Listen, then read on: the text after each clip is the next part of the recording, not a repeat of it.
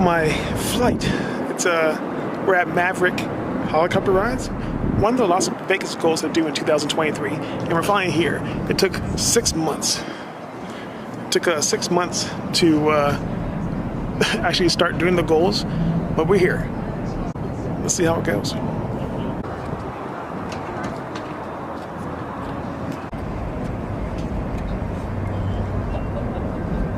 Have it on night mode. Here we go. Did you get it?